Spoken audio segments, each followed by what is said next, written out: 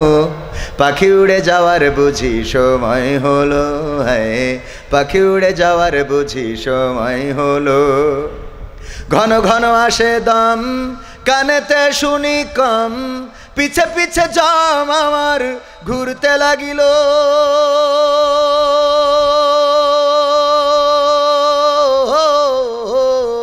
ঘন ঘন আসে দম, কানেতে শুনি কম, পিছে পিছে জম আমার ঘুরতে লাগিল। খাটো হয়ে আসছে পাও, হীন হলো সর্বদাও, খাটো হয়ে আসছে পাও, হীন হলো সর্বদাও। ভাবে বুঝি সময় আমার ফুরিয়ে এলো, পাখি উড়ে যাওয়ার বুঝি সময় হলো, হ্যাঁ পাখি উড়ে যাওয়ার বুঝি সময় হলো। পাখি উড়ে যাওয়ার বুঝি সময় হলো, হ্যাঁ পাখি উড়ে যাওয়ার বুঝি সময় হলো। এত সুন্দর পরিপাটি খাঁচায় আমার ছিল খাটি, দিনে দিনে খাঁচায় আমার জং ধরা হইল। পাখি উড়ে যাওয়ার বুঝি সময় হলো, ভাই পাখি উড়ে যাওয়ার বুঝি সময় হলো। পাখি উড়ে যাওয়ার বুঝি সময় হলো, হ্যাঁ পাখি উড়ে যাওয়ার বুঝি সময় হলো। এত আস্তে আরেকটু জোরে বলা যাবে না? আরেকটু জোরে। মহেশ্বর পাশা যুব সমাজের উদ্যোগে আয়োজিত 2 দিন ব্যাপী পঞ্চম বার্ষিক তাফসিরুল কোরআন মাহফিলের প্রথম দিবসের সম্মানিত সভাপতি ডাক্তার সৈয়দ গোলাম কিবরিয়া সাহেব, যিনি সভাপতি বাংলাদেশ জামাত ইসলামী 3 নম্বর ওয়ার্ড দৌলতপুর। আলহামদুলিল্লাহ, এইভাবে ব্যানারে বাংলাদেশ জামাত ইসলামী 3 নম্বর ওয়ার্ড দৌলতপুর লেখার ক্ষমতা 5 আগস্টের আগে আমাদের ছিল। পরিবেশ করে দিয়েছেন কে? চিল্লায় বলেন কে? সেই আল্লাহর দরবারে নত শিরে শুকরিয়া আদায় করে আবার পড়ছি আলহামদুলিল্লাহ। আলোচনা করলেন কিছুক্ষণ আগে আমার শ্রদ্ধাভাজন ওস্তাদ, গণমানুষের নেতা, সাতক্ষীরায় শ্যামনগরের ওই পাশে, কালীগঞ্জের ওই পাশে সুন্দরবন আছে, সেখানে এক বাঘ পাওয়া যায়। আর সাতক্ষীরার জনপদেও বাঘের বসবাস আছে না নাই? আল্লাহ ইসলামী আন্দোলনের কর্মীদেরকে রয়্যাল বেঙ্গল টাইগার করে পাঠিয়েছেন, ঠিক না বেঠিক? কোরআনেই বলা আছে কোন পথে চলবে, কোন পথে মিলবে মুক্তি। কোরআনেই লেখা আছে কোন পথে শান্তি, কোন পথে আসবে শক্তি। আলে আর আলোয়ে প্রতারিত না হয়ে, আলে আর আলোয়ে প্রতারিত না হয়ে কোরআনটা খুলে দেখে নাও সমাধান খুঁজে খুঁজে ক্লান্ত হয়েছ যারা, সমাধান যদি পেতে চাও সব পথে গিয়ে ভুলে কোরআন দেখো খুলে, সমাধান যদি নিতে চাও। কোরআনেই খুঁজে পাবে সংসার নীতি, আর কি হবে রাষ্ট্রের নীতি। কোরআনের আইন চললে দেশে দূর হবে সব দুর্নীতি। দুর্নীতি দূর হবে না? হবে না? দুর্নীতি দূর হবে বলেই কোরআনের আইন এই জমিনে প্রতিষ্ঠিত হতে দিতে চায় না শয়তানের প্রেতাত্মারা, শয়তানের গোলামেরা। বলেন ঠিক কিনা? কোরআনের সাথে দ্বন্দ্ব করে, কোরআনের পথে যারা চলে তাদের মতের সাথে দ্বন্দ্ব করে। তারা জানে যদি এই জমিনে কোরআন কায়েম হয়ে যায় তবে খুলনাতে আর চাঁদাবাজি করা সম্ভব হবে না। তারা জানে এই জমিনে যদি কোরআন কায়েম হয়ে যায় চুরি, ডাকাতি, ছিনতাই, ধর্ষণ, গণধর্ষণ, অপহরণ এগুলো করা সম্ভব হবে না। এই জন্যে বাংলাদেশে কোরআন কায়েমের বিরোধিতা তারা করে যারা শয়তানের প্রেতাত্মারা, শুধুমাত্র তারাই করে থাকে। বলেন ঠিক কিনা? আমি বলেছি কোরআন কায়েম করার জন্য যেই দল সামনে আসবে সেই দলের পক্ষে থাকতে আমাদের কোনো আপত্তি আছে? কোরআন নিয়ে, দিন নিয়ে, ইসলাম নিয়ে, দাড়ি টুপি নিয়ে আসবে যেই লোক সে যে হয় হোক, আমি তার পক্ষের লোক। কথা ঠিক আছে তো? আমাদের বক্তব্য হলো সব দলেরই দেখা হলো, সব দলেরই দেখা হলো কেমন করে চালায় দেশ। আগামীতে চাই যে দেখতে দাড়ি টুপির বাংলাদেশ। সব দলেরই দেখা হলো সব দলেরই দেখা হলো কেমন করে চালায় দেশ। আগামীতে চাই যে দেখতে দাড়ি টুপির বাংলাদেশ। আগামীতে চাই যে দেখতে দাড়ি টুপির বাংলাদেশ। এমন নেতা চাই যে দেশে দুঃখ সবার বোঝে, গরিব দুঃখীর বাড়ি বাড়ি দুঃখ কষ্ট খোঁজে রে, দুঃখ কষ্ট খোঁজে। এমন নেতা চাই যে দেশে দুঃখ সবার বোঝে, গরিব দুঃখীর বাড়ি বাড়ি দুঃখ কষ্ট খোঁজে রে, দুঃখ কষ্ট খোঁজে।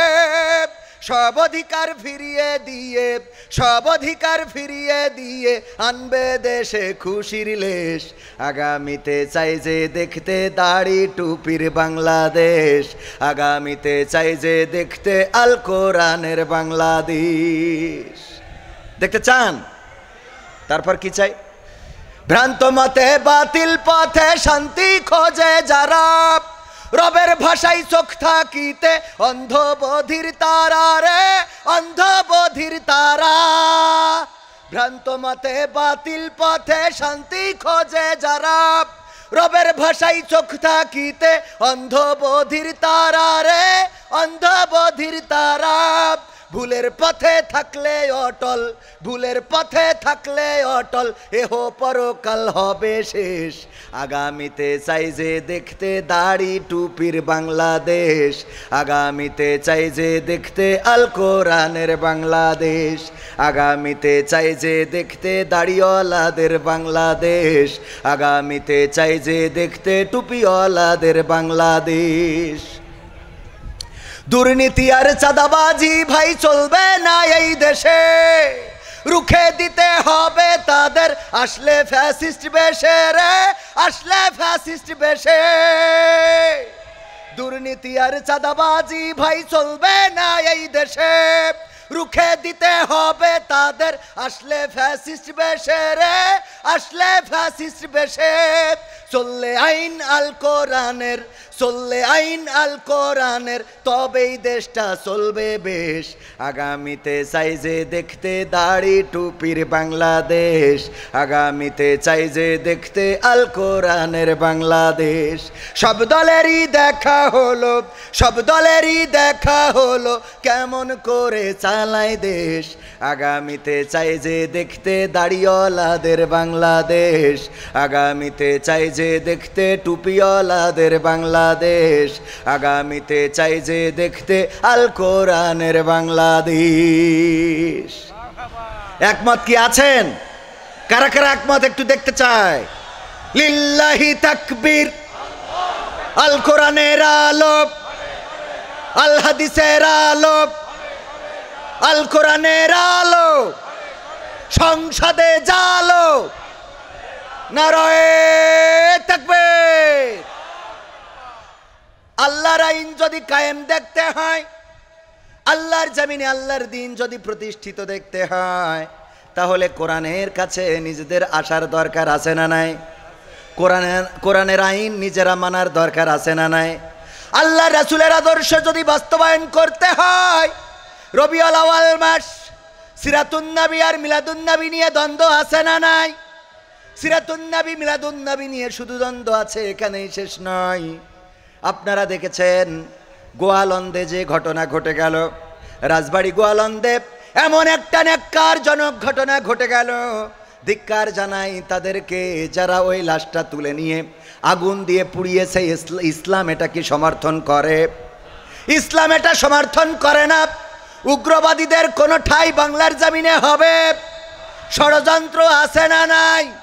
ষড়যন্ত্র চলছে, মানুষকে উস্কে দিতে চায়, মানুষকে ফুসলিয়ে ফাসলিয়ে এমন কোনো ভুল কাজ করাতে চায়, যেই ভুল কাজটা করার পরে আল্লাহর কাছে আল্লাহও তারপরে বেরাজি হয়ে যাবে, আল্লাহর কাছে খারাপ হবে এবং বিশ্বের বুকেও দেখাইতে চায়, দেখো বাংলাদেশের তাওহীদি জনতা মানুষ মারা যাওয়ার পরে লাশটাও কবরে থাকতে পারে না।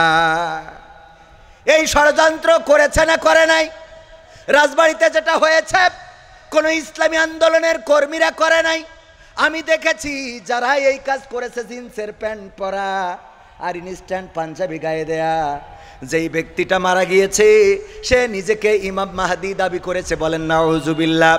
সে তার কবরটা মক্কার আদলে তৈরি করেছে, সে তার কবরের পাশে নাকি তাওয়াফ করতে বলেছে, সে তার কবরে উঁচু বেদি তৈরি করেছে। যাই করুক না কেন এইগুলো ভেঙে দেয়া যেতে পারে, এইগুলো মাটির সাথে মিশিয়ে দেয়া যেতে পারে। এই কাজগুলো বন্ধ করার জন্যে আইন প্রশাসন তাদের কাছে জানানো যেতে পারে, গতানুগতিকভাবে আন্দোলনও করা যেতে পারে, কিন্তু কোনো ব্যক্তির লাশ কবর থেকে তুলে নিয়ে পুরানোর ইখতিয়ার আল্লাহ রব্বুল আলামিন এবং তার নবী আমাদের শরীয়তে দেয় নাই। দিয়েছে নাকি? সুতরাং এমন খারাপ কাজ কি করা যাবে? যারা করেছে, অন্যায় করেছে, অপরাধ করেছে, যেই মানুষটা মারা গেল আল্লাহর কাছে চলে গেল, তার হিসাব নেওয়ার জন্য আল্লাহ যথেষ্ট।